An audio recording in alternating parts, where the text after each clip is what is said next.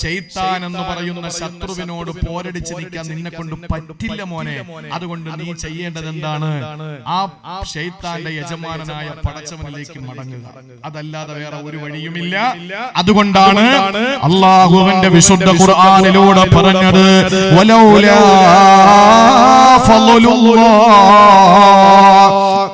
ولولا فضل الله عليكم ورحمته لاتبعتم الشيطان إلا قليلا.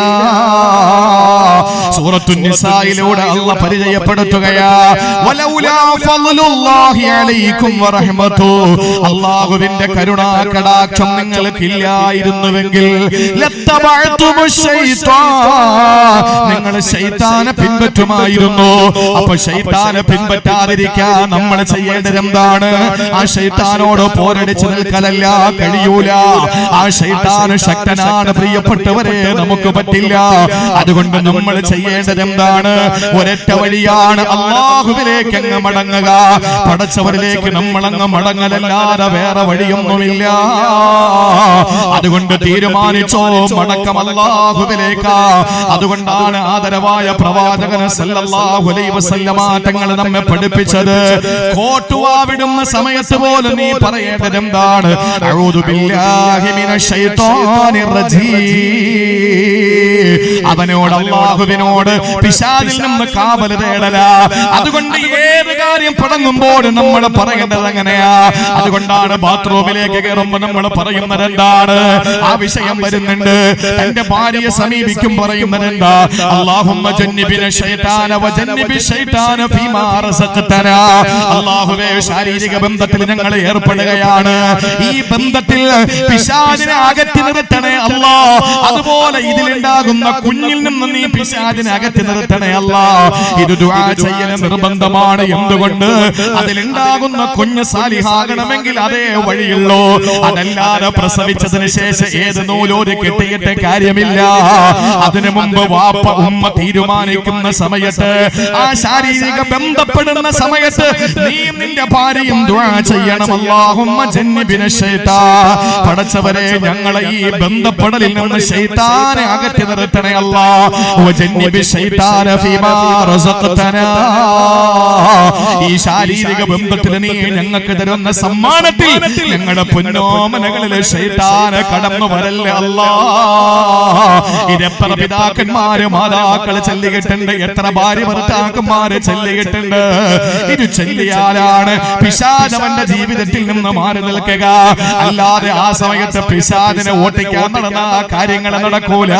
അത് കാണാനും പറ്റൂല. കാരണം അവന് ശത്രുശക്തനാണ്. ശത്രുശക്തനാണ്. യുദ്ധത്തില് ശക്തിയല്ല, ബുദ്ധിക്കാണ് അവിടത്തെ വില. അതുകൊണ്ട് നമ്മൾ ബുദ്ധിപരമായി ഇടപെടണം. അല്ലാഹുവിനോട് കാവല് തേടണം. വീട്ടിൽ ശൈത്താൻ വന്നിട്ടുണ്ടോ? കാവല് തേടലല്ലാതെ വേറെ വഴിയില്ല. 5 സ്ഥലങ്ങളിൽ ശൈത്താൻ, വീട്ടിൽ 5 സ്ഥലങ്ങളിൽ ശൈത്താൻ ഉണ്ടെന്നാണ്. ഒന്ന് ഓർത്ത് വെച്ചോളി. വീട്ടിൽ പോയിട്ട് നോക്കിക്കോ. 5 സ്ഥലങ്ങളിൽ വീട്ടിൽ ശൈത്താൻ ഉണ്ടാകുമെന്നാണ്. ഒന്ന്, അൽ ഫിറാശുല്ലദീ ലാ യനാമു അലൈഹി അഹദുൻ. ആരും കിടക്കാതെ നിവർത്തിയിട്ടിരിക്കുന്ന ബെഡിൽ. മനസ്സിലായോ? രാവിലെ എണീറ്റ് എന്താ ചെയ്യേണ്ടത്? ബെഡ്ഷീറ്റ് മടക്കി വെക്കണം. ബെഡ്ഷീറ്റ്, കിടക്കുന്ന ബെഡ്ഷീറ്റ് മടക്കി വെക്കണം. മെത്ത പിടിച്ച് മടക്കിയിട്ട് പ്ലാസ്റ്റിക് കവറിനകത്താക്കാൻ പറ്റൂല. നമ്മൾ മെത്തയുടെ മുകളിൽ ഒരു വിരിപ്പ് വിരിച്ചിട്ടല്ലേ കിടക്കുക. രാവിലെ എണീറ്റിട്ട് ആ ബെഡ്ഷീറ്റ് നമ്മൾ മടക്കി വെക്കണം. എന്തുകൊണ്ട്? നമ്മൾ അവിടെ അത് ഉപേക്ഷിച്ചു പോയാൽ അതിൽ പിശാച് കിടന്നുറങ്ങുമെന്നാണ് ആദരവായ പ്രവാചകൻ നബി മുഹമ്മദ് മുസ്തഫ സല്ലല്ലാഹു അലൈഹി വസല്ലമ തങ്ങൾ പറഞ്ഞത്. അതുകൊണ്ടാണ് റസൂൽ തങ്ങൾ പറഞ്ഞത് ഫിറാശുൽ റജുലി, ഒരു വിരിപ്പ് അവിടുത്തെ വീട്ടുടമയ്ക്ക്, ഒന്നവന്റെ ഭാര്യയ്ക്ക്, ഒന്ന് അതിഥികൾ വരുമ്പോൾ അവർക്ക്, നാലാമത്തേത് ശൈത്താനുള്ളതാണ് എന്ന് പറഞ്ഞാൽ മനസ്സിലായോ? വീട്ടിൽ എത്ര റൂമുള്ളത്? ഓ അൽഹംദുലില്ലാ 7-8 റൂമുണ്ട് ഉസ്താദേ. വലിയ സന്തോഷം, അല്ലാഹു തന്നതല്ലേ. ആരൊക്കെയുണ്ട് വീട്ടില്? ഞാനും ഭാര്യയും, വേറെ ആരുമില്ല. മക്കളൊക്കെ കെട്ടിപ്പോയി, ചിലരെ കെട്ടിച്ചു വിട്ട് അവരൊക്കെ അവരുടെ വഴിക്കായി. ഞാനും ഭാര്യയും 7-8 റൂമുണ്ട് അൽഹംദുലില്ലാ. എവിടെയോളം നമുക്ക് കിടക്കാം. നീയും നിന്റെ ഭാര്യയും കിടക്കുന്ന റൂം അല്ലെങ്കിൽ നീയും നിന്റെ കുടുംബം മക്കൾ കിടക്കുന്ന റൂം, അത് കഴിഞ്ഞിട്ട് നിനക്കൊരു അതിഥി വന്നാൽ ആ അതിഥി കിടക്കുന്ന റൂം, അത് കഴിഞ്ഞ് ബാക്കി സ്ഥലങ്ങളിലൊക്കെ പിശാച് കിടക്കുക. അള്ളാഹു കാത്തുരക്ഷിക്കട്ടെ. അതുകൊണ്ട് നമ്മൾ എത്ര റൂമുകൾ പൊക്കുക എന്നുള്ളതിനപ്പുറത്ത് നമുക്ക് കഴിയുന്നത് എന്താണ്? ഉള്ള വിരിപ്പുകൾ മടക്കി വെച്ചിട്ട് നമ്മൾ സൂക്ഷിക്കണം. ശൈത്താൻ നമ്മുടെ വീട്ടിലുണ്ടാകുന്ന ഒന്നാമത്തെ സ്ഥലം അതാണ്. ഇനി രണ്ടാമത്തത് എവിടാന്നറിയോ? അസിയാബുൽ മുഅല്ലഖത്തു ഫിത്രത്തി തവീലത്തിൻ ദൂന ലുബ്സിഹാ. ധരിക്കാതെ മാറ്റിയിട്ടിരിക്കുന്ന വസ്ത്രമൊക്കെ അടുക്കി മടക്കി വെക്കണം. അത് പഠിക്കണം. ചെന്നുടനെ ഊരി അങ്ങോട്ടെറിയും, ഒരെണ്ണം ഒന്ന് ഊരി ഇങ്ങോട്ടെറിയും, പിന്നെ ഒരെണ്ണം ഊരി അങ്ങോട്ടെറിയും. അതങ്ങനെ തന്നെ കിടക്കും. നാളെ നേരം വെളുക്കാൻ വേറെ എടുത്തിട്ടുണ്ട് പോകുന്നത്. ഈ ഒഴിവാക്കിയ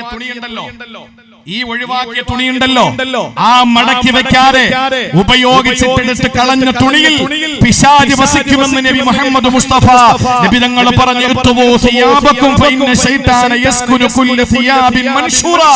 വിരിച്ചിട്ടിരിക്കുന്ന മുഴുവൻ തുണിയിലും കയറി ശൈത്താൻ ഉറങ്ങുമെന്ന് നബി മുഹമ്മദ് മുസ്തഫ. ഒന്ന്, രാത്രി കിടന്നിട്ട് വിരിപ്പ് മടക്കി വെക്കാത്ത വിരിപ്പ്. രണ്ടാമത്തേത്, ആവശ്യമില്ലാതെ വലിച്ചെറിഞ്ഞ് നമ്മൾ ഉപേക്ഷിച്ച് വീടുകളിൽ ഇട്ടിരിക്കുന്ന തുണിത്തരങ്ങൾ. ഇനി മൂന്നാമത്തേത് എന്നറിയോ? ബാത്റൂമിൽ കയറിയ പുറത്തേക്ക് ഇറങ്ങി നന്നായിട്ട് ആ ബാത്റൂമിന്റെ ഡോർ ക്ലോസ് ചെയ്യണം, നന്നായിട്ട് അടയ്ക്കണം. ഇന്നെന്താ വീട്ടിൽ പണ്ടൊക്കെ എന്താ പറയാ? ഈ ബാത്റൂമിൽ പോകുന്നതിന് എന്താ പറയാ? വെളിക്കിരിക്കുന്നല്ലേ? അതൊരു വലിയ തെറ്റായിട്ട് തോന്നുന്നു. അപ്പൊ ആരും പോവാതെ വന്നതാ? അതൊന്നും വലിയ തെറ്റൊന്നുമല്ല. വെളിക്കിരിക്കുക എന്നാ പറയുന്നത്. എന്നതിന്റെ അർത്ഥം എന്താ? എടാ, അത് പാരമ്പര്യമാണ്. ആയിഷ ബീവിയുടെ മാല നഷ്ടപ്പെട്ടത് എന്തുകൊണ്ടാണ്? ആയിഷ ബീവി വെളിക്കിരിക്കാൻ പോയപ്പോഴാണ്. തിരിച്ചു വന്നപ്പോ മാലയില്ല. അത് നോക്കിപ്പോയി. അപ്പോഴാണ് യാത്രാ സംഘം കടന്നുപോയത്. ആയിഷ ബീവി ഉണ്ടാകുമെന്ന് അറിഞ്ഞിട്ട്. അപ്പോഴാണ് മാലയുടെ പ്രശ്നം ഉണ്ടായത്. അങ്ങനെയാണ് സൂറത്ത് നൂർ ഇറങ്ങുന്നത്. ആയിഷ ബീവി റളിയല്ലാഹു അൻഹ, അതുപോലെ തന്നെ ഹഫ്സ ബീവി റളിയല്ലാഹു അൻഹ അടക്കമുള്ള നബിതങ്ങളുടെ പ്രിയപ്പെട്ട ഭാര്യമാര് ബാത്റൂമിൽ വെളിക്കിരിക്കാൻ പോയിട്ട് ഇത് ഏതെങ്കിലുമൊക്കെ എംബോക്കികൾ എടുത്തു വെച്ചിട്ട് നാളുകളിൽ സോഷ്യൽ മീഡിയയിൽ കുറെ എണ്ണുണ്ടല്ലോ, ഇവനെല്ലാം ഇതെടുത്തു വെച്ചിട്ട് ഇങ്ങനെ അലക്കി നിങ്ങൾ എന്താ ചെയ്യുക? വേറെ ഒരു ജോലിക്കും പണിക്കും പോകാതെ നല്ല തണ്ടിയും തടിയൊക്കെ ഉണ്ടല്ലോ, അധ്വാനിച്ചിട്ട് 10 വിരൽ അരങ്ങിയിട്ട് 5 വിരൽ വായിൽ പോകാനും മക്കൾക്ക് സാപ്പാട് കൊടുക്കാനും കഴിവുണ്ടായിട്ടും ഇസ്ലാമിന്റെ ആശയങ്ങളെയും ആദർശങ്ങളെയും കൊന്നനം കുത്തിയിട്ട് സോഷ്യൽ മീഡിയയിലെ തമ്പുരാക്കന്മാര് വാണരുളുന്ന ഈ വൃത്തികെട്ട കാലത്ത് ഇതൊന്നും നമുക്കൊരു പ്രശ്നമായിട്ട് നമ്മൾ കാണുന്നില്ല. ചരിത്രം അങ്ങനെയാണ്. ആ കാലഘട്ടത്തില് സഹാബ പ്രിയപ്പെട്ട ഭാര്യമാർ ഉമ്മഹാത്തുൽ മുഅ്മിനീങ്ങൾ ബാത്റൂമിൽ പോയിട്ട് അഥവാ വെളിക്കിരിക്കാൻ പോയിട്ട് തിരിച്ചു വരുന്ന സന്ദർഭത്തിൽ ആളുകളെ തിരിച്ചറിയുന്ന ഒരു സാഹചര്യം വന്നപ്പോഴാണ് ഉമർ തങ്ങൾ ചെന്നിട്ട് നബി തങ്ങളോട് പറഞ്ഞത്, നബിയെ സ്വല്ലല്ലാഹു അലൈഹി വസല്ലം, നിങ്ങൾ എത്രയും പെട്ടെന്ന് അല്ലാഹുവിനോട് പറയണം ഹിജാബിന്റെ ആയത്ത് ഇറക്കാൻ. ഉമർ തങ്ങളുടെ ആവശ്യപ്രകാരം 10ഓളം വരുന്ന ആയത്തുകൾ ഇറക്കിയതിൽ ഒരു ആയത്ത്, നബിയെ നിങ്ങളുടെ ഭാര്യമാരോട് പെൺമക്കളോടും പറയണം യുദ്നീന അലൈഹിന്ന മിൻ ജലാബിബിഹിന്ന, ജിൽബാബിനെ പറ്റിയിട്ടുള്ള ആയത്തുകൾ, മൂട് പടമണിയണമെന്ന ആയത്തുകൾ, ഹിജാബ് ധരിക്കണമെന്ന ആയത്തുകൾ, ബുർഖ ധരിക്കണമെന്ന ആയത്ത് ഇറങ്ങിയത് വെളിക്കിരിക്കാൻ പോയതുമായി ബന്ധപ്പെട്ട വിഷയത്തിലാണ്. പണ്ടുള്ള ആളുകൾ അതുകൊണ്ട് വീട്ടിനകത്ത് ബറക്കത്തുണ്ടായിരുന്നു. ഇതിപ്പോ നേരെ കയറി വരുമ്പോ ഹാളിൽ 2 റൂമിനകത്ത് 1, അടുക്കളയിൽ നിൽക്കുമ്പോ പെട്ടെന്നെങ്ങാനും പോകണം തോന്നിയാലോ ഹാളിരുന്നാലോ അതുകൊണ്ട് അടുക്കളക്കകത്ത് 1, ഇനി സ്റ്റോറിൽ നിൽക്കുമ്പോ അരി അളന്നോണ്ടിരിക്കുമ്പോ പോകണം തോന്നിയാലോ അതിന് 1, വീടിന്റെ 4 ചുവരിന്റെ ഇടയിൽ 10-20 ബാത്റൂം. അപ്പൊ നമ്മൾ കിടക്കുന്ന റൂമിനേക്കാൾ പിശാചിന്റെ വീട് കെട്ടിക്കൊടുത്തു. ഇത് പിശാചിന്റെ വീടാ. അതുകൊണ്ടാണ് ബാത്റൂമിൽ പടച്ചവനെ, ഇത് ശൈത്താന്റെ വീട്ടിലേക്ക് ഞാൻ കയറുന്നത്. ഇബ്രാഹിം റളിയല്ലാഹു അൻഹു നടന്നു പോകുമ്പോ ടോയ്ലറ്റിൽ പോകണമെന്ന് ആഗ്രഹം വന്നപ്പോ വഴിയരികിൽ പൊതു ബാത്റൂം ഉണ്ട്. അതിനകത്തോട്ട് കയറാൻ വേണ്ടി മൂപ്പരം കൊണ്ട് ചെല്ലുമ്പോ അതിന്റെ മുന്നിൽ കസേരയിട്ട് ഒരാൾ ഇരിപ്പുണ്ട്. പൈസ തന്നിട്ട് കയറിയാൽ മതി എന്ന് പറഞ്ഞു. നമ്മൾ കണ്ടിട്ടില്ലേ റെയിൽവേ സ്റ്റേഷനിലും ബസ് സ്റ്റാൻഡിലും ഒക്കെ പൈസ തന്നിട്ട് കയറാൻ പറഞ്ഞു. മൂപ്പര ഒരൊറ്റ കരച്ചില. അയാൾക്ക് മനസ്സിലായി. അയാൾ പറഞ്ഞു കേറിക്കോ, കരയൊന്നും വേണ്ട, പൈസ ഇല്ലെങ്കിൽ പിന്നെ തന്നാ മതി, കാര്യം നടക്കട്ടെ. മഹാനായ ഇബ്രാഹിം അദ്ദേഹം റളിയല്ലാഹു അൻഹു പറഞ്ഞു, എടാ പൈസ ഇല്ലാത്തത് കൊണ്ടല്ല, എനിക്ക് അത്രയും അത്യാവശ്യമുള്ളത് കൊണ്ടല്ല, ഞാൻ ചിന്തിച്ചത് ഇത് ശൈത്താന്റെ വീടാണ്, ശൈത്താന്റെ വീട്ടിൽ കയറുന്നതിന് പൈസ കൊടുക്കണമെങ്കിൽ അല്ലാഹുവിന്റെ റഹ്മത്തിന്റെ മാലാഖമാരുടെ വീടാകുന്ന സ്വർഗ്ഗലോകത്ത് കയറുന്നതിന് എത്ര കോടി കൊടുത്താൽ മതിയാകും. ഞാൻ അതിനെപ്പറ്റി ചിന്തിച്ചിട്ട് കരഞ്ഞു പോയതാ എന്ന് മഹാനായ ഇബ്രാഹിം അദ്ദേഹം ഖുറാസാൻ റളിയല്ലാഹു അൻഹുവിന്റെ പറച്ചിൽ കേട്ട് നോക്കൂ സഹോദരങ്ങളെ, ചിന്തിച്ചു നോക്കിനെ. ശൈത്താന്റെ വീടാണ് ബാത്റൂമുകൾ. ഇന്ന് വീട്ടിനകത്ത് ബാത്റൂം കൂടിയപ്പോ എന്താ സംഭവിക്കുക? വീട്ടിന്റെ ഉള്ള ബറക്കത്തും പോയി. അൽ ഹമാം, ശൈത്താൻ വീട്ടിലുള്ള സ്ഥലങ്ങളിൽ മൂന്നാമത്തേത് അൽ ഹമാം എന്ന് പറഞ്ഞാൽ ബാത്റൂമുകളാണ്, ടോയ്ലറ്റുകളാണ്. അതുകൊണ്ട് തന്നെ നമ്മൾ അതിനകത്ത് കയറുമ്പോ പറഞ്ഞുകൊണ്ടേ കയറാവൂ, പടച്ചവനെ. എന്നിട്ട് നമ്മൾ പുറത്തേക്ക് ഇറങ്ങിയിട്ട് എന്താ പറയുന്നത്? നമ്മൾ ആരും ബാത്റൂമിൽ കയറുന്നത് കള്ളുടിക്കാനല്ലല്ലോ, ബാത്റൂമിൽ കയറുന്നത് വ്യഭിചരിക്കാനല്ലല്ലോ, ബാത്റൂമിൽ കയറുന്നത് തെറ്റുകൾ ചെയ്യാനല്ലല്ലോ. നമ്മൾ പുറത്തിറങ്ങിയിട്ട് എന്താ പറയുന്നത്? ഉഫ്രാനക അൽഹംദുലില്ലാ, ഉഫ്രാനക, നിന്നോട് ഞാൻ പൊറുക്കലിനെ തേടുക തമ്പുരാനെ എന്ന് പറഞ്ഞതിന്റെ അർത്ഥം എന്താ? അതിനകത്ത് നമ്മൾ വേറെ ചീട്ട് കളിക്കാൻ കയറിയാണോ? അല്ലല്ലോ. നമ്മളതിനകത്ത് കയറിയ എന്തിനാണ്? ശൈത്താന്റെ വീടാ. കയറിയപ്പോ എന്തെങ്കിലും ചിന്തകളൊക്കെ വന്നിട്ടുണ്ടെങ്കിൽ നിന്നോട് ഞാൻ പൊറുക്കലിനെ തേടുകയാ. അല്ലതി അദ്ഹബ അന്നി അല്ലാദ വഅഫാനി, എന്റെ വയറിന്റെ അസ്വസ്ഥതയും ബുദ്ധിമുട്ടും മാറ്റി തന്ന റബ്ബേ, നിനക്ക് സർവസ്തുതി. ഇതാണ് നമ്മൾ പഠിക്കേണ്ടത്. മൂന്നാമത് വീട്ടിൽ ശൈത്താനുള്ള സ്ഥലം ബാത്റൂമാണ്. ഇനി നാലാമത്തേത് എവിടെയെന്നറിയോ? അല്ലാഹുവിന്റെ റസൂല് പറയുകയാണ്, ലാ തദ്ഖുലുൽ മലായികതു ബൈതൻ ഫീഹി കൽബുൻ വലാ തമാസീൽ. രൂപങ്ങളും പട്ടിയുമുള്ള വീട്ടിൽ അല്ലാഹുവിന്റെ റഹ്മത്തിന്റെ മലക്ക് വരൂല. രൂപങ്ങളും എന്ന് പറഞ്ഞാൽ ഏത് രൂപമാണ് എന്റെ പ്രിയപ്പെട്ട സഹോദരങ്ങളെ? അതായത് മുജസ്സമായ രൂപങ്ങളുള്ള, നമ്മളിപ്പോ ചില ആളുകളൊക്കെ ഇങ്ങനെ വരച്ച് ഉണ്ടാക്കി വെച്ചിരിക്കുമല്ലോ വീടുകളിൽ. മുജസ്സം, ജിസ്മുള്ള മഹാരഥന്മാരായ സൂഫിയാക്കളായ പണ്ഡിതന്മാര് ഇതിനെയും എതിർത്തിട്ടുണ്ട്. ഏത്? പ്രാവ് തൂറാൻ വേണ്ടി നമ്മളൊക്കെ ഫോട്ടോ കൊണ്ട് വയ്ക്കൂലേ അവളോടൊക്കെ, അതിനെയും എതിർത്തിട്ടുണ്ട്. സൂഫിയാക്കളായ പണ്ഡിതന്മാർ, സൂക്ഷ്മതയുടെ പണ്ഡിതന്മാർ. മുജസ്സമായ ഫോട്ടോ എന്ന് പറഞ്ഞാൽ ജിസ്മുള്ള എന്ന് പറഞ്ഞാൽ തൊട്ട് നോക്കിയാൽ മനുഷ്യനെ കണക്കിരിക്കും. ഒരു ബിംബം മാതിരി ഉണ്ടാക്കി വെച്ചിരിക്കുന്ന വീട്ടില് ഭർത്താവ് ഗൾഫിൽ പോയി, അങ്ങനെ ആരോ ഒരാള് ഭർത്താവിനെ ഉണ്ടാക്കി കൊടുത്തെന്ന് രാവിലെ കാണാൻ വേണ്ടിയിട്ട് വീട്ടിന്റെ മുമ്പിൽ ഇങ്ങനെ വെച്ചിട്ടുണ്ട്. എന്നാൽ ആ വീട്ടിൽ റഹ്മത്തിന്റെ മലക്ക് വരൂല. രൂപങ്ങളുള്ള വീട്ടിൽ റഹ്മത്തിന്റെ മലക്ക് വരൂല. ഇനി അഞ്ചാമതൊരു കാര്യം കൂടി വീട്ടിൽ ബറക്ക റഹ്മത്തിന്റെ മലക്ക്, അഞ്ചാമതൊരു സ്ഥലത്ത് കൂടി ശൈത്താൻ വരുന്നുണ്ട്. അതെവിടെയെന്നറിയോ?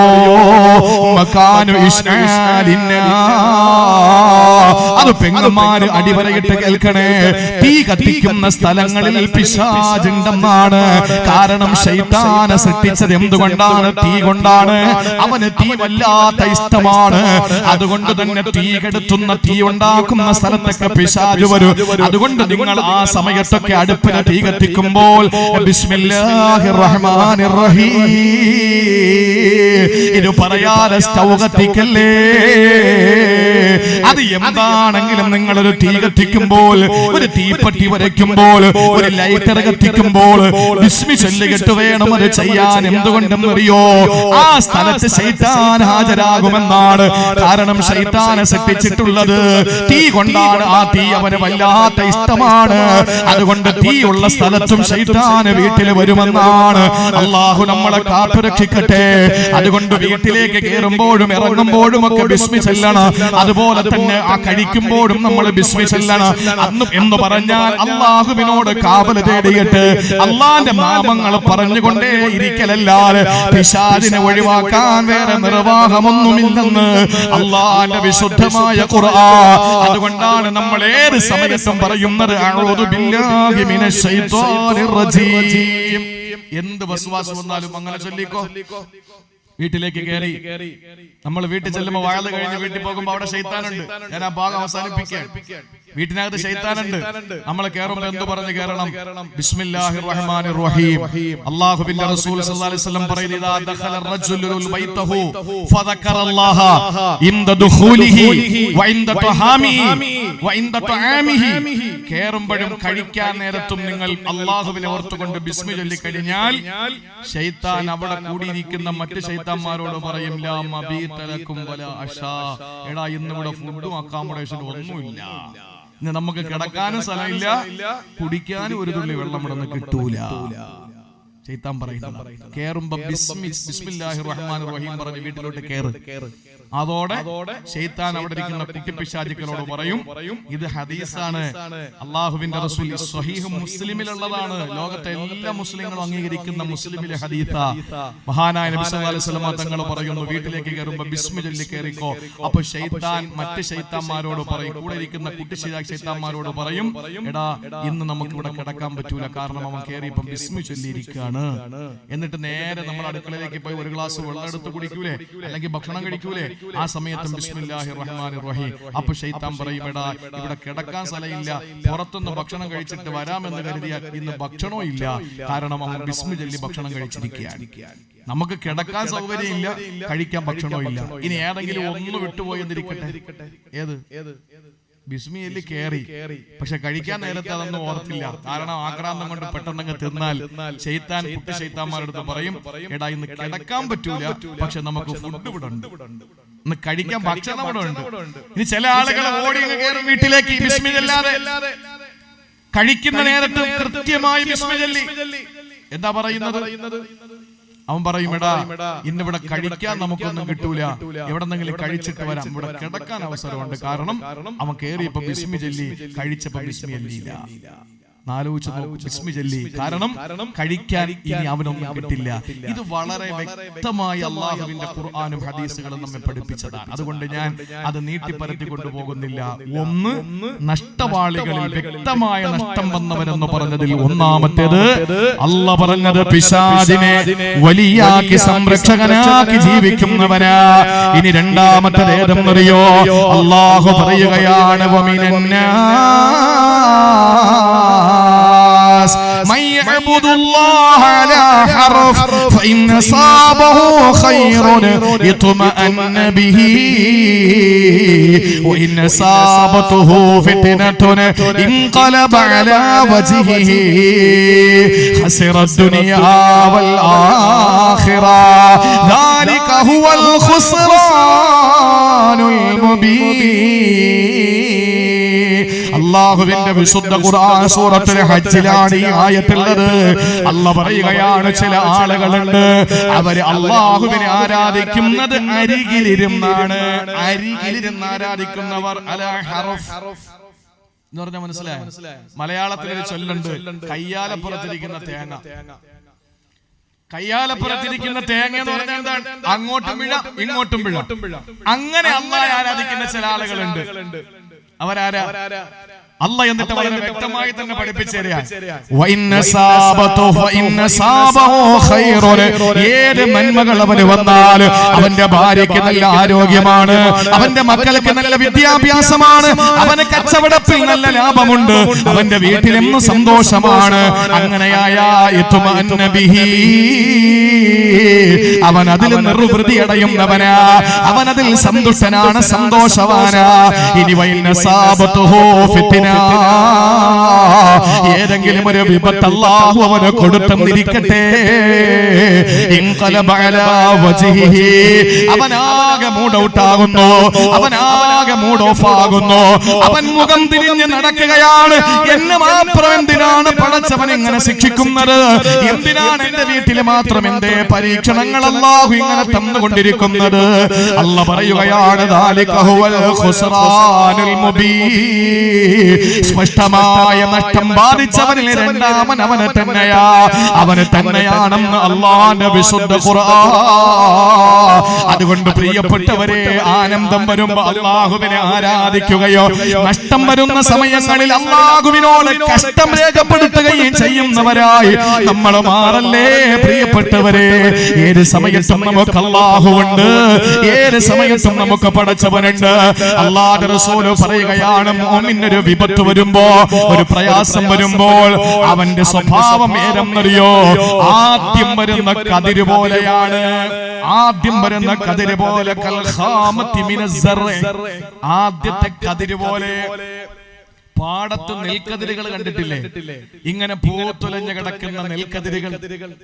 അതെങ്ങനെയാണ്? ഒരു കാറ്റങ്ങോട്ട് അടിക്കുമ്പോ ഇതെല്ലാം കൂടി ഒരു സൈഡിലേക്ക് അങ്ങ് പോകും. കാറ്റ് മാറുമ്പോഴോ പതുക്കെ പതുക്കെ പതുക്കെ പതുക്കെ അതിങ്ങനെ നിവർന്നു വരും അല്ലേ? അല്ലാഹുവിന്റെ റസൂല് പറഞ്ഞു, മസലുൽ മുഅ്മിനി കൽ ഖാമത്തി മിനസ് സറഅ്, കൃഷിയിടത്തിന്റെ പ്രഥമ തണ്ട് പോലെയാണ് മുഅ്മിനായ മനുഷ്യന്റെ വിപത്ത് വരുമ്പോൾ. ഒരു രോഗം വന്നാൽ അവൻ ശരീരമൊക്കെ തളർന്ന് വല്ലാത്തൊരവസ്ഥ. രോഗം അങ്ങോട്ട് മാറുമ്പോൾ അവൻ ഇതിനിടയിൽ കുറ്റപ്പെടുത്തല ഒന്നുമില്ല. എന്ത് വിപത്ത് വന്നാലും അവന് അതിന്റെ പരിഹാരം കാണും. അത് കഴിഞ്ഞിട്ട് അവൻ നിവർന്നു നിൽക്കും, യാതൊരു കുഴപ്പവുമില്ല. പക്ഷേ സത്യനിഷേധികൾ എങ്ങനെയാണ്? ഉള്ളിൽ ഈമാനില്ലാത്തവരെങ്ങനെയാണ്? ഖൽബിൽ നൂറ് കണക്കാത്തവരെങ്ങനെയാണ്? അല്ലാഹുവിന്റെ റസൂൽ പറയുന്നു, കൽ അർസതി, പന പോലെയാണ്. പന പോലെ. കാറ്റടിച്ച പന കുലുങ്ങോ? ഇല്ല. അതുകൊണ്ടാ പറയുന്ന പകയന്മാരെ പടച്ചവൻ പന പോലെ വളർത്തുന്നു.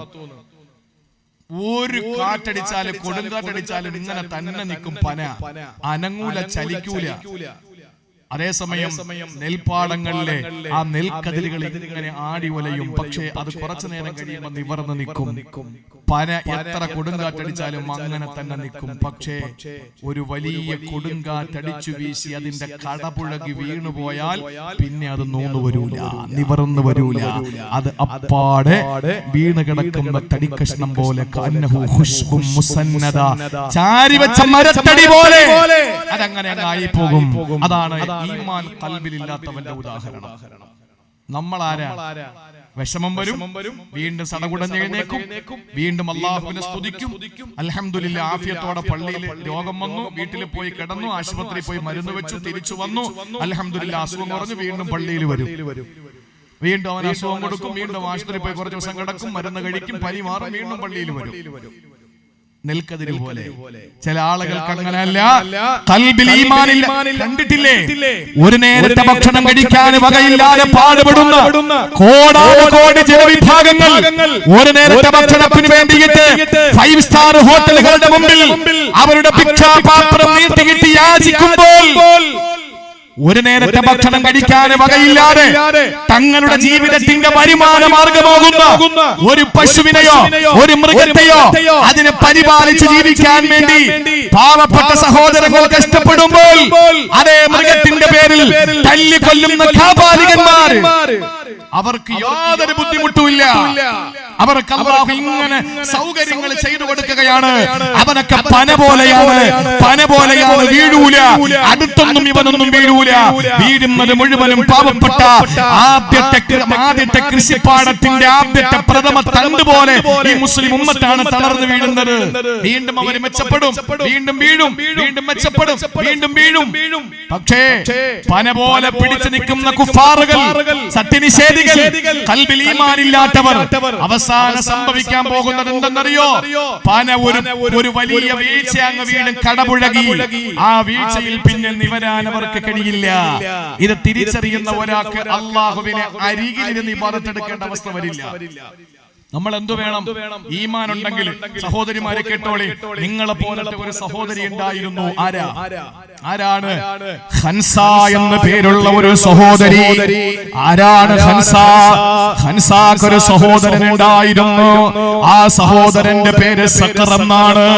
സഖർ എന്ന സഹോദരനോടൊപ്പം കളിക്കൂട്ടുകാരിയായി ജീവിതത്തിന്റെ ബാല്യകാലങ്ങളിൽ ഓടി നടന്ന സന്തോഷത്തിന്റെ നിമിഷങ്ങൾ ആ പാവപ്പെട്ട സഖർ എന്ന് പറയുന്ന സഹോദരൻ മരണപ്പെട്ടു പോയി. ഹൻസ എന്ന പാവപ്പെട്ട പൊന്നുമോക്ക് സഹിക്കാൻ പറ്റുന്നില്ല. തന്റെ കളിക്കൂ കളിക്കൂട്ടുകാരനായ തന്റെ സഹോദരന് മരണപ്പെട്ടു പോയി. ഉമ്മ രണ്ടാണെങ്കിലും വാപ്പ ഒന്നാണ്. ആ സഖറിന്റെ മരണം വല്ലാതെ വേദനിപ്പിക്കുകയാണ് ഹൻസയെ. ആ ഹൻസയ്ക്ക് പിടിച്ചു നിൽക്കാൻ പറ്റുന്നില്ല. ഹൻസ ഓരോ ദിവസവും ഭ്രാന്തിയെ പോലെ പാട്ടെഴുതാൻ തുടങ്ങി. കവിത എഴുതി തന്റെ സഹോദരന് വേണ്ടി കവിത എഴുതുകയാ. എങ്ങനെയാണ് സ്വന്തം സഹോദരൻ മരണപ്പെടുമ്പോൾ സഹിക്കുക? ആ പ്രിയപ്പെട്ട സഹോദരി വളർന്നു യുവതിയായി. ആ യുവതിയായ ഹൻസയുടെ കൽബിലേക്ക് ഈമാൻ കടന്നു. ആ ഹൻസ സഹാബിയത്തായി. പ്രിയപ്പെട്ട സഹോദരങ്ങളെ ചിന്തിക്കണേ, അല്ലാഹുവിന്റെ റസൂലിനെ കൊണ്ട് വിശ്വസിക്കുകയാ. ആ പ്രിയപ്പെട്ട ഹൻസ എന്ന സഹോദരിക്ക് എന്താ പിന്നീട് സംഭവിച്ചതെന്നറിയോ? ഹൻസാക്ക് 4 ആൺമക്കളെ അല്ലാഹു കൊടുത്തു. ആ 4 ആൺമക്കളെയും നല്ലപോലെ പഠിപ്പിച്ചു വലുതാക്കുകയാ. മതബോധം കൊടുത്ത് ദീനീ ബോധം കൊടുത്ത് വളർത്തിക്കൊണ്ടുവരികയാ. അവസാന ഖാദിസിയ യുദ്ധം നടക്കുന്ന സമയത്ത് ഹൻസാ ബീവി ചിന്തിക്കുകയാണ്, എനിക്ക് ദീനിന് എന്ത് കൊടുക്കാൻ കഴിയും? എനിക്ക് പരിശുദ്ധ ദീനുൽ ഇസ്ലാമിന് കൊടുക്കാൻ എന്റെ കയ്യിലൊന്നുമില്ലല്ലോ. ഹൻസ ചിന്തിക്കുകയാണ്, 4 ആൺമക്കളുണ്ടല്ലോ. ആൺമക്കളെ വിളിച്ച് നിർത്തിയിട്ട് പറഞ്ഞു, പൊന്നുമക്കളെ, വാപ്പയെ ഞാൻ വഞ്ചിച്ചിട്ടില്ല, നിങ്ങളുടെ വാപ്പയെ ഞാൻ ചതിച്ചിട്ടില്ല. പൊന്നുമക്കളെ, മാഹിന്ദു അബാക്കും, നിങ്ങളുടെ വാപ്പയെ ഞാൻ ചതിച്ചിട്ട് മറ്റൊരാളോടൊപ്പം കിടപ്പറവം കിട്ടിട്ടില്ല. നിങ്ങൾ 4 പേരും ഒരു വാപ്പയുടെ മക്കളെ തന്നെയാ. ഈ ഉമ്മ പറയട്ടെ, നിങ്ങൾ നല്ലതുപോലെ കുളിച്ചു വരുവോ? ആ കുളി എന്ന് പറയുന്നത് മയ്യത്ത് കുളിയാക്കണേ പൊന്നുമക്കളെ. മയ്യത്ത് കുളിക്കും പോലെ കുളിച്ചിട്ട് വരണേ. എന്നിട്ട് നിങ്ങൾ നല്ല നിലയിൽ അപ്പുറത്തേക്കണേ പൊന്നുമക്കളെ, സുഗന്ധം പൂഷണേ. എന്നിട്ട് നിങ്ങൾ യുദ്ധത്തിനു വേണ്ടി നിങ്ങൾ ഉടുക്കേണ്ട വസ്ത്രം രണാകണത്തിലേക്ക് ഇറങ്ങുമ്പോ ഉടുക്കേണ്ടത് കഫൻ പുടവയാ. ആ കഫൻ പുടവ ധരിച്ചുകൊണ്ടാണ് നിങ്ങളുടെ രണാകണത്തിലേക്ക് ഖാദിസിയ യുദ്ധത്തിന് വേണ്ടി പോകേണ്ടത്. അങ്ങനെ ആ പൊന്നുമക്കൾ 4 പേരും നന്നായിട്ട് കുളിച്ചു, നല്ല നിലയിൽ വസ്ത്രം ധരിച്ചു, നന്നായിട്ട് അപ്പുറ പൂശിയിട്ട് കഫൻ പുടവ ധരിച്ചുകൊണ്ട് പൊന്നുമക്കളെ രണാകണത്തിലേക്ക് ഇറങ്ങുകയാ. ഹൻസാ ബീവി റളിയല്ലാഹു അൻഹ ദുആരക്കുന്നു, പടച്ചവനേ, നിന്റെ ദീനിന് ഒരു പെണ്ണായ എനിക്ക് സമർപ്പിക്കാൻ എന്റെ ശരീരം പറ്റൂലല്ലോ. എന്റെ സമയം നിനക്ക് വേണ്ടി ഞാൻ പരമാവധി തന്നല്ലോ. എന്റെ 4 മക്കളെയും ഇതാ ഖാദിസിയ യുദ്ധത്തിന് വേണ്ടി ഞാൻ ഇറക്കി വിടുകയാ. എന്റെ പൊന്നുമക്കളെ, ഒരിക്കലും നീ തിരിച്ചയക്കല്ലേ തമ്പുരാനെ. എന്റെ പൊന്നുമക്കളെ, നീ രണാകണത്തിൽ നിന്ന് എന്റെ വീട്ടിലേക്ക് തിരിച്ചു കൊണ്ടുവരല്ലേ തമ്പുരാനെ. ഇത് പറഞ്ഞിട്ട് പടച്ചവന്റെ മുന്നിൽ കരങ്ങളെ നീട്ടിയ ഹൻസ ആ 4 മക്കളും രണാകണത്തിൽ ഇറങ്ങിയിട്ട് പോരാടുകയാ. അങ്ങനെ ഖാദിസിയ യുദ്ധത്തിൽ 4 മക്കളും രക്തസാക്ഷികളാവുകയാ. ഈ വിവരം തന്റെ പ്രിയപ്പെട്ട കൂട്ടുകാര് വന്ന് ഹൻസാ ബീവിയോട് പറയുന്നു, ഹൻസ, നിന്റെ 4 മക്കളും രക്തസാക്ഷികളായിരിക്കുകയാ. അല്ലാഹുവിനോട് ശുക്ർ രേഖപ്പെടുത്തുന്ന ഹൻസ പറയുന്നു, അൽഹംദുലില്ലാഹ്, പടച്ചവനെ, 4 പൊന്നുമക്കളുടെ ഉമ്മ രക്തസാക്ഷികളായ മക്കളുടെ ഉമ്മ എന്ന പദവി അത് എനിക്ക് നീ തന്നല്ലോ റബ്ബേ, അതെനിക്ക് നീ തന്നല്ലോ തമ്പുരാനെ. ഹൻസാ ബീവി റളിയല്ലാഹു തആല അൻഹ തന്റെ പൊന്നുമക്കളെ രക്തസാക്ഷികളായതിന്റെ പേരിൽ അല്ലാഹുവിനെ ശുക്ർ ചെയ്യുകയാണ്, സ്തുതിക്കുകയാ. എന്തുകൊണ്ട്? തന്റെ ബാല്യകാലത്തിലെ സഖർ എന്ന് പറയുന്ന സഹോദരൻ നഷ്ടപ്പെട്ടപ്പോൾ മരിച്ചുപോയ തന്റെ സഹോദരന്റെ പേരിൽ, പ്രേമത്തിന്റെ പേരിൽ, ഇഷ്കിന്റെ പേരിൽ, ഹബ്ബിന്റെ പേരിൽ, ഇഷ്ടത്തിന്റെ പേരിൽ, സ്നേഹത്തിന്റെ പേരിൽ കവിതകൾ എഴുതി രാത്രികാലങ്ങളിൽ ഭ്രാന്തിയെ പോലെ കഴിഞ്ഞ ആ പ്രിയപ്പെട്ട ഹൻസ എന്തുകൊണ്ടാണ് 4 പൊന്നുമക്കളെ ഇസ്ലാമിന് വേണ്ടി സമർപ്പിച്ചിട്ട് ആ മക്കളെ രക്തസാക്ഷികളാക്കാൻ വേണ്ടി ദുആ ചെയ്തതിന്റെ പേരിലാ. ബാല്യകാലത്ത് ഹൻസക്കില്ലാത്ത ഒന്ന് ഇപ്പൊ ഹൻസയുടെ കൽബിലുണ്ട്. ആ കൽബിലുള്ളത് ഏതാണ്? ലാ ഇലാഹ ഇല്ലല്ലാഹ്, അല്ലാഹു അല്ലാതെ ആരാധ്യനില്ല, അല്ലാഹു അല്ലാതെ ആരാധ്യനില്ല. തുർക്കിയിലും സിറിയയിലും എന്റെ പ്രിയപ്പെട്ടവരെ ഭൂകമ്പമുണ്ടായപ്പോ എത്രയോ നില കെട്ടിടപ്പിന്റെ മുകളിൽ തൂങ്ങിക്കിടക്കുന്ന പൊന്നുമോ എന്ന് വിളിച്ചു പറയുമ്പോൾ തുർക്കി സിറിയയുടെ ബോർഡറിലെ ആ വലിയ കോൺക്രീറ്റ് സൗധത്തിന്റെ മുകളിൽ കിടന്ന് തന്റെ പൊന്നുമോന്റെ ശരീരത്തിന്റെ തലയൊഴിച്ചുള്ള ബാക്കി ഭാഗങ്ങളിൽ വലിയ ഭീമാകാരമായ പാറക്കെട്ടുകൾ വന്ന് പതിച്ചപ്പോൾ, കോൺക്രീറ്റ് വസ്തുക്കൾ വന്ന് പതിച്ചപ്പോൾ അതിന്റെ അടിയിൽ പെട്ടുപോയ പൊന്നുമോന് രക്ഷപ്പെടാൻ രക്ഷപ്പെടാൻ വേണ്ടി അബി അബി വാപ്പാ വാപ്പാ എന്ന് വിളിച്ചപ്പോൾ രക്ഷപ്പെടാൻ കഴിയില്ലെന്ന് ബോധ്യം വന്ന പ്രിയപ്പെട്ട ഉപ്പ പറഞ്ഞതെന്താണ്? മോനെ ഖുൽ ലാ ഇലാഹ ഇല്ലല്ലാഹ് ലാ ഇലാഹ ഇല്ലല്ലാഹ് കലിമ പറഞ്ഞിട്ട് മരിക്കണോ പൊന്നു മോനെ എന്ന് വിളിച്ചു പറഞ്ഞ പിതാവിനെ ഇന്നലെ നമ്മൾ കണ്ടില്ലേ? ഹൻസാ ബീവിയുടെ ബാല്യകാലത്ത് തന്റെ സകലന്ന സഹോദരൻ മരണപ്പെടുമ്പോൾ പ്രേമത്തിന്റെയും ഇഷ്ടത്തിന്റെയും സ്നേഹത്തിന്റെയും കൂടപ്പറപ്പ് നഷ്ടപ്പെട്ടതിന്റെയും വേദന സഹിക്കാൻ കഴിയാതെ കവിതകൾ എഴുതിയിട്ട് ദിനരാത്രങ്ങളിൽ ഭ്രാന്തികളെ പോലെ മുടിവാരിപ്പിരത്തിട്ട് നടന്ന പെങ്ങൾക്ക് തന്റെ ജീവിതത്തിന്റെ ആകെ സ്വത്തായ 4 മക്കളെയും ഖാദിസിയ യുദ്ധത്തിലേക്ക് പറഞ്ഞുവിട്ട് രക്തസാക്ഷിത്വത്തെ പുഞ്ചിരിയോടെ സ്വീകരിച്ചു വരാൻ ആ പൊന്നുമക്കളെ പ്രേരിപ്പിച്ച ഹൻസാക്കുണ്ടായത് എന്തെന്നറിയോ? ഖൽബിന്റെ ഉള്ളിൽ അല്ലാഹു ഏകനാണെന്ന വിശ്വാസമാ. ഹൃദയത്തിന്റെ ഉള്ളറകളിൽ അല്ലാഹുവിനോടുള്ള വിശ്വാസത്തിന്റെ ആ ഒരു വലിയ മാറ്റാണ് പ്രിയപ്പെട്ടവരെ. അതുകൊണ്ട് ചിന്തിച്ചോ, ഒരു വിശ്വാസി അരികിൽ നിന്ന് അല്ലാഹുവിനെ ഇബാദത്ത് എടുക്കേണ്ടവനല്ല. അവന് ഏത് സന്തോഷത്തിലും ഏത് സന്താപത്തിലും അല്ലദീന യഹ്മിദൂനല്ലാഹ ഫിസ്സറാഇ വല്ലറാ, സന്തോഷത്തിലും സന്താപത്തിലും സുഖത്തിലും ദുഃഖത്തിലും ലാഭത്തിലും നഷ്ടത്തിലും ഏത് ഉയർച്ചയിലും താഴ്ചയിലും ഏത് വാട്ടത്തിലും ഏത് ചാട്ടത്തിലും ഏത് കോട്ടത്തിലും ഏത് നേട്ടത്തിലും അവൻ അല്ലാഹുവിനെ സ്തുതിക്കുന്നവനാകണേ. അവന്റെ സുസ്ഥിതിയിലും ദുസ്ഥിതിയിലും അവൻ അല്ലാഹുവിനെ സ്തുതിക്കണേ. അങ്ങനെയാണ് ഇബാദത്ത് എടുക്കേണ്ടത്.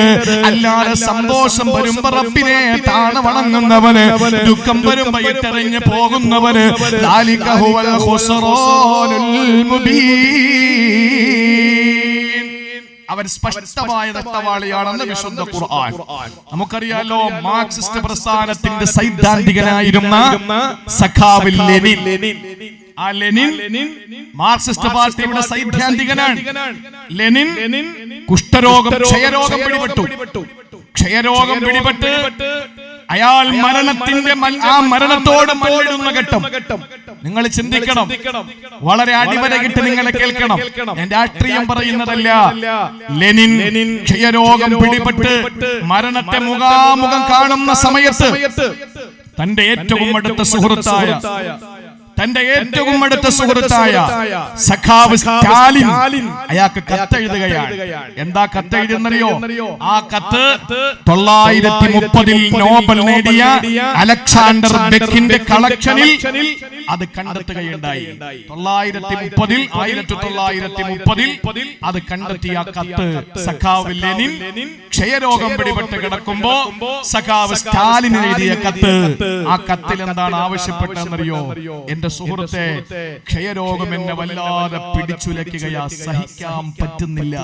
അതുകൊണ്ട് എന്റെ ജീവനായ നിന്നോട് എനിക്ക് ആവശ്യപ്പെടാനുള്ളത് ഒരു കുപ്പി വിഷമാണ്. എനിക്ക് തരണം. അത് കുടിച്ചിട്ട് എനിക്ക് മരിക്കണം. വേദന സഹിക്കാൻ പറ്റുന്നില്ല. എന്നാൽ തൊട്ടു മുമ്പത്തെ നൂറ്റാണ്ടിൽ ജീവിച്ചിരുന്ന മഹാനായ മുസ്തഫ സബായി എന്ന പണ്ഡിതൻ, കഴിഞ്ഞ നൂറ്റാണ്ടിൽ ജീവിച്ചിരുന്ന മുസ്തഫ സബായി, അദ്ദേഹത്തിനും ക്ഷയരോഗം പിടിപെട്ടു. ആ ക്ഷയരോഗം പിടിപെട്ട് ഒരു വർഷം തളർന്നുപോയി. തന്റെ പ്രിയപ്പെട്ട കൂട്ടുകാരന് മുസ്തഫ സബായി കത്തെഴുതി. ആ കത്തിൽ മുസ്തഫ സബായി പറഞ്ഞത്, എന്റെ സുഹൃത്തെ, 2 വശവും തളർത്താൻ കഴിവുള്ള അല്ലാഹ് എന്റെ ഒരു വശമല്ലേ തളർത്തിയുള്ളൂ. അൽഹംദുലില്ലാഹ്, 2 വശവും തളർത്താൻ കഴിവുണ്ടായിരുന്നല്ലോ. ഒരു വശം തളർത്തിയ പടച്ചവനെ ഞാൻ സ്തുതിക്കുകയാണ്. സഖാവ് ലെനിൻ ഇല്ലാത്ത എന്നാ മുസ്തഫ സബായിക്ക് ഉണ്ടായത് എന്താണ്? ലാ ഇലാഹ ഇല്ലല്ലാഹ്, അല്ലാഹു ഏകനാണ് എന്ന തൗഹീദിന്റെ വിശുദ്ധമായ ആ ഒരു ഉറപ്പാണ് വാരിയെല്ല് കൊണ്ട് മൂടപ്പെട്ട ഹൃദയത്തിൽ ഉണ്ടായത്. നമുക്ക് ഈമാൻ ഉണ്ടെങ്കിൽ എന്ത് നഷ്ടം വന്നാലും അൽഹംദുലില്ലാഹ്. ഒരു വലിയായ സൂഫിയായ മനുഷ്യനോട് അദ്ദേഹത്തിന്റെ ഗുരു ചോദിച്ചു, എടോ, നിനക്ക് ഭക്ഷണം കിട്ടിയാൽ അല്ലെങ്കിൽ കിട്ടാതിരുന്നാൽ നിന്റെ അവസ്ഥ എന്താണ്? നിന്റെ റിയാക്ഷൻ, നിന്റെ പ്രതിഫലനം എന്താണ്? ശിഷ്യൻ പറഞ്ഞു, ഉസ്താദേ, കിട്ടിയാ തിന്നും, കിട്ടിയില്ലെങ്കിൽ തിന്നൂല. അത്ര തന്നെ. കിട്ടിയാല് തിന്നും, കിട്ടിയില്ലെങ്കിൽ തിന്നൂല. അതല്ലേ നല്ല സ്വഭാവം? ശിഷ്യന്റെ ആ സംസാരം കേട്ട മാത്രയിൽ തന്റെ ഗുരുവര്യർ ആ ശിഷ്യനോട് പറഞ്ഞു, എടോ അത് ഇവിടത്തെ തെരുവിലെ നായ്ക്കൾക്കുമുള്ള സ്വഭാവമാണ്. കിട്ടിയാ തിന്നുക, കിട്ടിയില്ലെങ്കിൽ തിന്നാതിരിക്കുക. നീ ഹൃദയത്തിൽ ഈമാനുള്ളവനാണ്, നിന്റെ പ്രതിഫലനം എന്താണ് അറിയില്ല ഉസ്താദ്. ഉസ്താദ് പറഞ്ഞു കൊടുത്തു, കിട്ടിയാൽ അൽഹംദുലില്ലാഹ്, ഇനി കിട്ടിയില്ലെങ്കിലോ അൽഹംദുലില്ലാഹ്. ഷാഫി ഇമാമിന്റെ വാക്ക് കടമെടുത്തു പറഞ്ഞാൽ, ജീവിച്ചിരിക്കുമെങ്കിൽ അന്നമുറപ്പ്, മരിച്ചാൽ മണ്ണുറപ്പ്, ജീവിതം രാജകീയം, മനസ്സ് സ്വസ്ഥം. നമ്മൾ ആ ഒരു മൈൻഡിലേക്ക് വരണം. ജീവിക്കുമെങ്കിലും ഇൻഷാ അല്ലാഹ് ഭക്ഷണം കിട്ടും. ഇനി കിട്ടാതെ മരിച്ചു പോയാൽ മണ്ണ് കിട്ടും, ഉറപ്പല്ലേ? ജീവിതം രാജകീയമാക്കണം. നമ്മൾ ഇതെല്ലാം നമ്മൾ ഇപ്പോഴാണ് നമ്മൾ സുഖിക്കേണ്ടത്, ഇപ്പോഴാണ് സന്തോഷിക്കേണ്ടത്, നമ്മൾ ഹാപ്പിയായി ജീവിക്കേണ്ടത് ഇപ്പോഴാണ്. കാരണം എന്ത് വന്നാലും ഇതിനപ്പുറത്ത് തരാൻ നിനക്ക് കഴിവുണ്ടല്ലോ പടച്ചോനെ, അത് നീ തന്നില്ലല്ലോ. അൽഹംദുലില്ലാഹ്, അൽഹംദുലില്ലാഹ്. 9 പ്രസവത്തിലും 8ാം മാസത്തിൽ പ്രസവിക്കുന്ന കുഞ്ഞിന്റെ തല വലുതായി പോയ ഒരു സഹോദരിയുടെ കഥ ഞാൻ മുമ്പ് ഒരു വേദിയിൽ പറഞ്ഞിട്ടുണ്ട്. കണ്ണൂർ ജില്ലയിൽ 8 പ്രസവം നടന്നു. ആ 8 പ്രസവവും 9 പ്രസവം നടന്നു. 8ാം മാസത്തിൽ പ്രസവിക്കും. ആ പ്രസവത്തിൽ ഉണ്ടാകുന്ന കുഞ്ഞുങ്ങൾ എല്ലാം ഒരുപോലത്തെ കുഞ്ഞുങ്ങൾ, തല വലുതായ കുഞ്ഞുങ്ങൾ, ഉടല് ചെറുതായ കുഞ്ഞുങ്ങൾ. 8 ദിവസം ജീവിച്ചിരിക്കും, മരിക്കും. അങ്ങനെ 8 മക്കൾ, 9 മക്കൾ. ആ സഹോദരിയോട് എല്ലാവരും പറഞ്ഞു പ്രസവം നിർത്തണം. ആ സഹോദരി പറഞ്ഞു പറ്റൂല. കാരണം ഈ കേരളത്തിലെ ഏറ്റവും ക്ഷമയുള്ള പെണ്ണായി, അള്ളാഹുവിന്റെ മുമ്പിൽ പരീക്ഷണങ്ങളൊന്നായി ഏറ്റെടുത്ത ഒരു പെണ്ണായി എനിക്ക് മാറാൻ എനിക്ക് റബ്ബ് തന്ന ഏറ്റവും വലിയ തൗഫീഖാണ്. എന്റെ പ്രിയപ്പെട്ടവരെ, ചിന്തിച്ചു നോക്ക്. അള്ളാഹു ഓരോരുത്തർക്കും നമുക്കൊരു പരീക്ഷണവും വന്നിട്ടില്ല. നമുക്ക് എന്തെങ്കിലും ഒരു തുമ്മല് വന്നാൽ മതി, നമ്മൾ ആകെ തളർന്നു പോകുന്നു. ഇന്നലെ ഞാൻ പ്രസംഗിക്കുന്ന കാസർഗോഡ് ജില്ലയിൽ പിലാങ്കട്ട എന്ന് പറയുന്ന ഒരു സ്ഥലത്താണ് ഞാൻ അവിടെ പോകാൻ വേണ്ടി കണ്ണൂർ എയർപോർട്ടിൽ ഇറങ്ങിയിട്ട് എന്റെ പ്രിയപ്പെട്ട കണ്ണൂർ ജില്ലയിലെ കണ്ണൂർ സെൻട്രൽ ജുമാ മസ്ജിദിൽ അറക്കൽ കുടുംബത്തിന്റെ, അറക്കൽ രാജാക്കന്മാരുടെ കുടുംബത്തിൽപ്പെട്ട ഒരു പള്ളിയിലെ ഇമാമായിരിക്കുന്ന എന്റെ പ്രിയപ്പെട്ട ഒരു സുഹൃത്ത്, അദ്ദേഹം വാഹനം കൊണ്ടുവന്ന് അദ്ദേഹത്തിന്റെ പള്ളിയിലേക്ക് എന്നെ കൊണ്ടുപോകുമ്പോ കണ്ണൂർ സിറ്റിയിൽ നിന്ന് യാത്ര ചെയ്തു പോയി പെട്ടെന്ന് ഇത് ശ്രദ്ധിക്കുക, വണ്ടി ഒന്ന് നിർത്തി. ആ നിർത്തിയിട്ട് എന്നോട് ആ പ്രിയപ്പെട്ട സഹോദരൻ പറഞ്ഞൊരു കാര്യമുണ്ട്, ഉസ്താദിന് ഈ സ്ഥലം പരിചയമുണ്ടോ? ഞാൻ പറഞ്ഞു ഇല്ല, എനിക്ക് പെട്ടെന്ന് മൈൻഡ് പോയില്ല. എന്നോട് പറഞ്ഞു, ആ കാണുന്നത് ഇവിടെ ഞാൻ പ്രസംഗിക്കുന്ന ഈ പീഠത്തിന്റെ ഭാഗം ഒന്ന് ചിന്തിക്കും. ഈ സഹോദരിമാരിൽ അവസാനത്തെ സഹോദരി ഇരിക്കുന്ന അത്രയും ദൂരം, ആ ദൂരത്തിൽ ചൂണ്ടിക്കാണിച്ചിട്ട് പറയുന്നു അതാണ് ജില്ലാ ഹോസ്പിറ്റൽ, അതാണ് ജില്ലാ ഹോസ്പിറ്റൽ. എന്നിട്ട് പിറകിലോട്ട് ചൂണ്ടിക്കാണിച്ചു. ഒരു 50 മീറ്റർ തൊട്ട് പിറകിൽ, 50 മീറ്റർ എന്ന് പറഞ്ഞാൽ വളരെ തൊട്ടടുത്ത് ഫയർ സ്റ്റേഷനാണ്. ഫയർ സ്റ്റേഷൻ 50 മീറ്റർ അപ്പുറത്ത്, 100 മീറ്റർ മുമ്പിൽ ആശുപത്രിയുടെ ലേബർ റൂം, 30 കിലോമീറ്റർ അപ്പുറത്തെ വീട്ടിൽ നിന്ന് പേറ്റുനോവിന്റെ വേദന വന്നപ്പോൾ തന്റെ പ്രിയപ്പെട്ട ഭർത്താവിനോട് വയറ് വേദനിക്കുന്നു, പ്രസവം നടക്കാൻ സാധ്യതയുണ്ടെന്ന് പറഞ്ഞപ്പോ ആ പ്രിയപ്പെട്ട ഭർത്താവ് തന്റെ പ്രിയപ്പെട്ട ഭാര്യയെ വാഹനത്തിൽ കയറ്റിയിട്ട് അമ്മയെ ആശുപത്രിയിൽ കൊണ്ടുപോകുന്നു. തന്റെ കുടുംബത്തിൽ വീട്ടിലൊരു കുഞ്ഞു വാവ വരുന്നു എന്ന ആ ഒരു സന്തോഷം പങ്കിടാൻ അന്ന് സ്കൂളിൽ പോകാത്ത 4 വയസ്സുള്ള കുഞ്ഞുമോള്, അമ്മയും അച്ഛനും തന്റെ പ്രിയപ്പെട്ട ഭാര്യയും അതുപോലെ മോളും കൂടി ഒരു കാറിൽ കയറിയിട്ട് യാത്ര പോകുന്നു. 50 മീറ്റർ പിന്നിട്ടു ഫയർ സ്റ്റേഷനിൽ നിന്ന് നട റോഡിൽ 100 മീറ്റർ അകലെ, കണ്ണെത്തുന്ന ദൂരത്ത്, വിളിച്ചാൽ വിളി കേൾക്കുന്ന ഭാഗത്ത് തൊട്ടു മുമ്പിൽ ലേബർ റൂം ഉണ്ട്. പക്ഷേ ആ പ്രിയപ്പെട്ട സഹോദരനും സഹോദരിയും ആ കാറിനകത്തിരുന്ന് വെന്തു മരിച്ചു പോവുകയാണ്. കാറ് തീ പിടിച്ചിട്ട് 50 മീറ്റർ പിറകിൽ ഫയർ സ്റ്റേഷനാണ്. 4 മിനിറ്റ് കൊണ്ട് ഫയർ സ്റ്റേഷൻ ഫയർ സ്റ്റേഷനിലെ ഫയർ ആൻഡ് റെസ്ക്യൂയുടെ പ്രവർത്തകർ അതിന്റെ സകല എഞ്ചിനുമായിട്ട് അവിടെ എത്തി. പക്ഷേ 4 മിനിറ്റ് കൊണ്ടെല്ലാം കത്തി അമർന്നുപോയി. ആ ബോഡി എടുത്ത് സ്ട്രെച്ചറിൽ കിടത്തിയ 2-3 വ്യക്തികൾ പറഞ്ഞ വാക്ക് എന്റെ പ്രിയപ്പെട്ടവരെ വിവരണാതീതമാണ്. അള്ളാഹു ദുരന്തങ്ങളെ തൊട്ട് നമ്മളെ കാത്തുരക്ഷിക്കട്ടെ. അള്ളാഹു നമ്മളെ കാത്തുരക്ഷിക്കട്ടെ. എന്തെല്ലാം മോഹങ്ങൾ ഉണ്ടായിരുന്നിട്ടുണ്ട്, എന്തെല്ലാം സങ്കല്പങ്ങൾ അവരുടെ ജീവിതത്തിൽ ഉണ്ടായിട്ടുണ്ട്, എന്തെല്ലാം ആഗ്രഹങ്ങൾ ഉണ്ടായിട്ടുണ്ട്. ആ പ്രിയപ്പെട്ട സഹോദരി കുഞ്ഞിന് പേര് പോലും കണ്ടെത്തിയിട്ടുണ്ടാവൂലേ? ചിന്തിച്ചു നോക്ക്. വയറിൽ കിടന്ന് പുറത്തേക്ക് വരാൻ വെമ്പൽ കൊണ്ട് ഏതാനും മിനിറ്റുകൾക്കകം പുറത്തേക്ക് വരാൻ വേണ്ടി കാത്തു നിൽക്കുന്ന പൈതലിന്റെ ശരീരത്തിലേക്ക് ചൂട് പിടിച്ചിട്ട് വെന്തെരിഞ്ഞു പോകുന്ന ഒരു രംഗം. പുറത്തിറങ്ങി രക്ഷപ്പെട്ട തന്റെ പിതാവ് തന്റെ പൊന്നുമോള് നിറഗർഭിണിയായ നിറവയറോടുകൂടി തന്റെ പ്രിയപ്പെട്ട പൊന്നുമോളും മരുമകനും ഇരുന്ന് കത്തുന്ന രംഗം കണ്ടിട്ട് പുറത്തുനിന്ന് തലയിൽ കൈവച്ച് നിലവിളിക്കുന്ന പാവപ്പെട്ട സഹോദരൻ.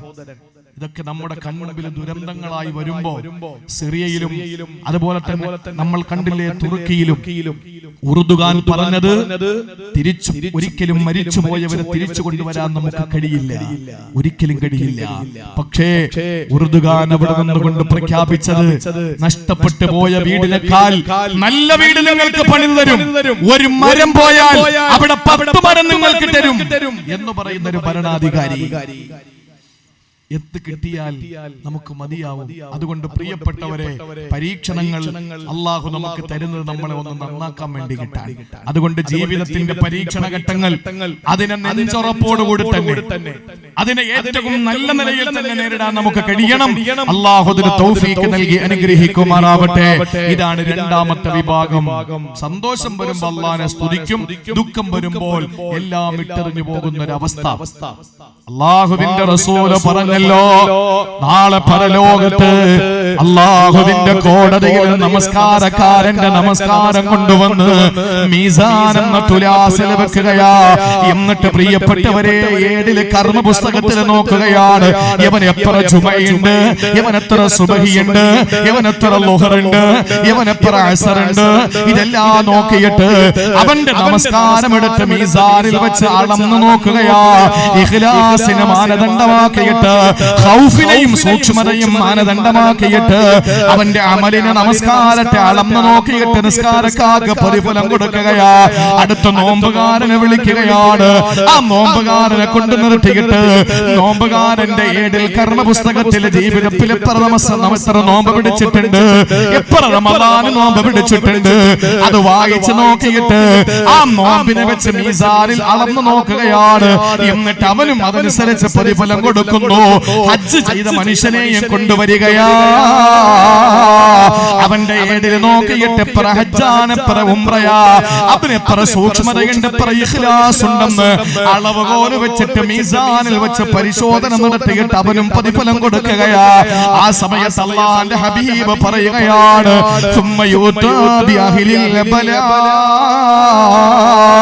ക്യാൻസർ രോഗം പിടിപെട്ടവരുണ്ടല്ലോ, ട്യൂമർ രോഗം പിടിപെട്ടവരുണ്ടല്ലോ, ഒരുപാട് രോഗങ്ങൾ വേട്ടയാടുന്നവരുണ്ടല്ലോ, മരുന്ന് ഭക്ഷണം പോലെ കഴിക്കുന്നവരുണ്ടല്ലോ, ഒരുപാട് രോഗങ്ങൾ കാരണം സങ്കടത്തിലാകുന്ന ഉറക്കമില്ലാത്തവരുണ്ടല്ലോ. അവരുടെ സൽക്കർമ്മങ്ങൾ, അവരുടെ എല്ലാ ഈമാനും ക്ലിയർ ആണെങ്കിൽ അവരുടെ ഈ പരീക്ഷണങ്ങളെ കൊണ്ടുവരികയാ. ആ സമയത്ത് ഒരിക്കൽ പോലും റസൂലുള്ളാഹി പറയുകയാണ്, ലാ യുൻസബു ലഹും മീസാൻ അവർക്ക് വേണ്ടി നാട്ടപ്പെടൂല, വലാ യുൻശറു ലഹും ദീവാ കർമ്മപുസ്തകം അവർക്ക് വേണ്ടി തുറക്കപ്പെടില്ല. എന്നിട്ടോ ഫയുവഫൗന ഉജൂറഹും ബിഗൈരി ഹിസാബ്, അല്ലാഹു കണക്ക് നോക്കാതെ കഷ്ടപ്പെട്ടവന് പ്രതിഫലം കൊടുക്കുകയാ.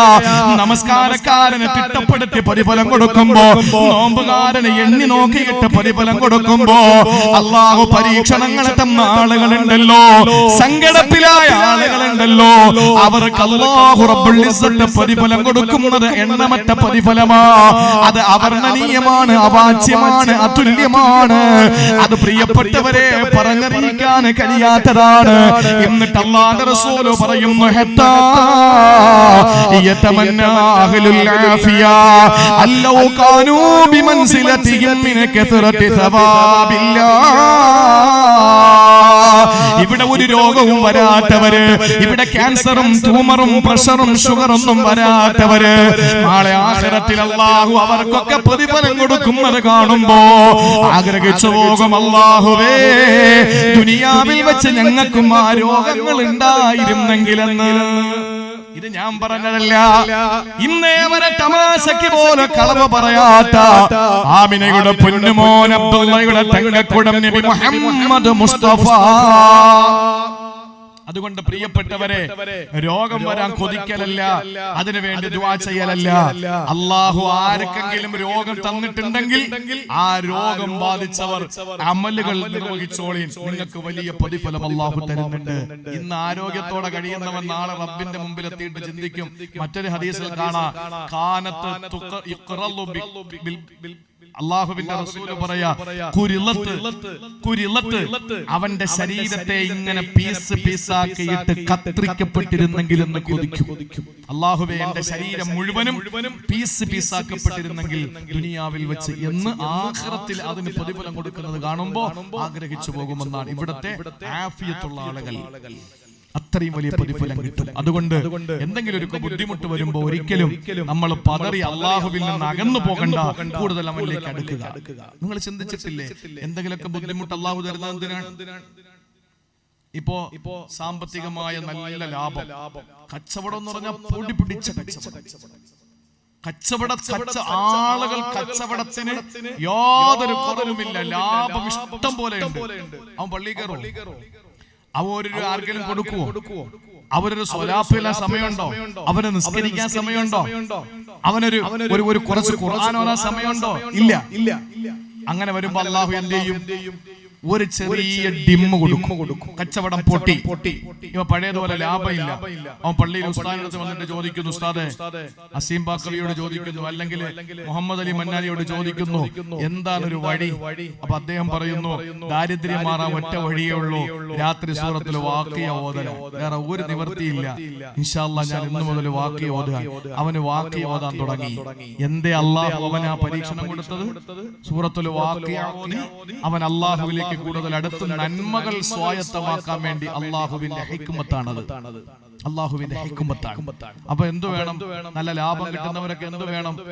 അല്ലാഹു പരീക്ഷണം തരാതിരിക്കാൻ വേണ്ടി നമ്മൾ ചെയ്യേണ്ട കർമ്മങ്ങളൊന്നും മുടക്കാതിരിക്കുക, ബാധ്യതകൾ നഷ്ടപ്പെടുത്താതിരിക്കുക. അല്ലാഹു റബ്ബുൽ ഇസ്സത്ത് തൗഫീഖ് നൽകി അനുഗ്രഹിക്കുമാറാവട്ടെ.